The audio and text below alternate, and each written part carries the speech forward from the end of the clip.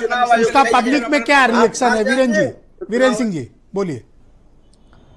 ब्रिजेश जी, लोकतंत्र में चुनाव का मतलब ही है कि पारदर्शी और निष्पक्ष व्यवस्था, और जब उस पर सवाल खड़े होने लगे तो फिर या तो उससे अच्छा पहले राजतंत्र ही ठीक था या कोई तानाशाही सिस्टम ठीक था, क्योंकि जब समान अवसर सबके लिए उपलब्ध नहीं होगा तो ऐसे में चुनाव की निष्पक्षता कहाँ रह जाएगी।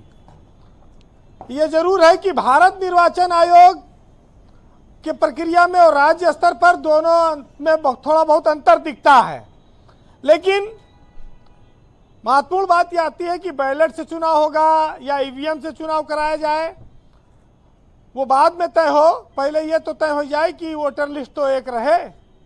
जिस देश में वन नेशन वन इलेक्शन की बात हो रही है उस देश में एक मतदाता सूची नहीं है।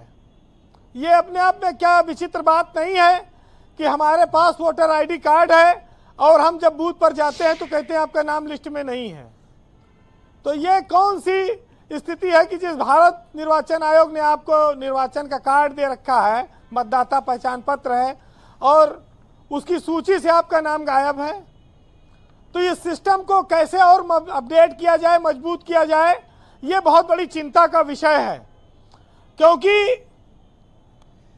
वोटर लिस्ट में नाम कटवाए जाते हैं और नाम जुड़वाए भी जाते हैं।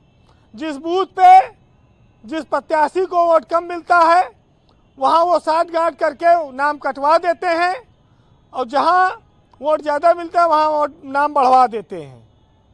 आज देश में 100 करोड़ के लगभग मतदाता है, वो इस बात से सहमत होंगे कि वन नेशन वन इलेक्शन तब सफल होगा जब वन वोटर लिस्ट होगी।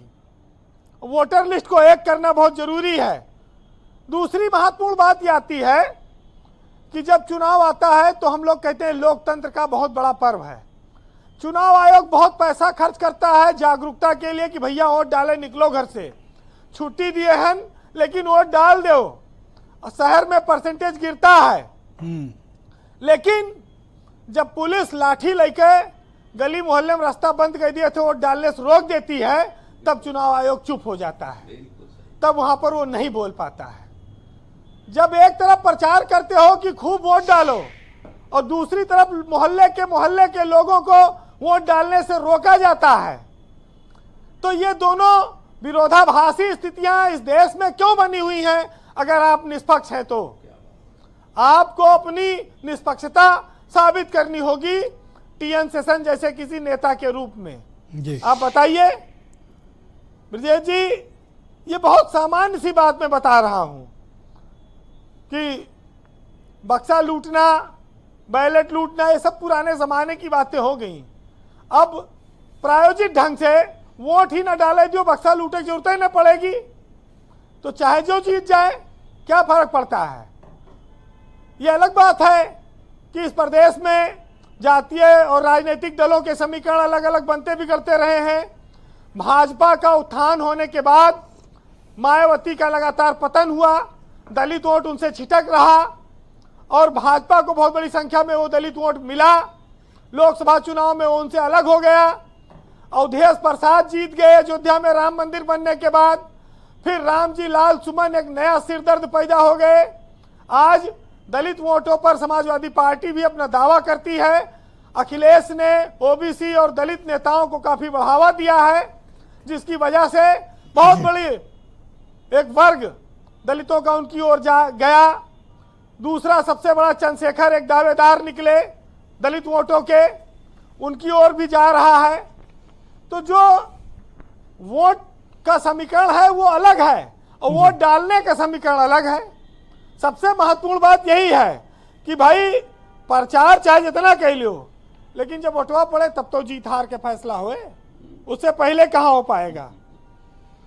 राहुल गांधी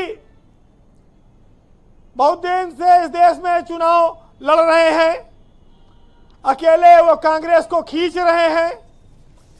राहुल गांधी अविवाहित है, लेकिन बहुत सारे शादीशुदा नेताओं की भी राजनीति उनके साथ खींच रही है, चल रही है।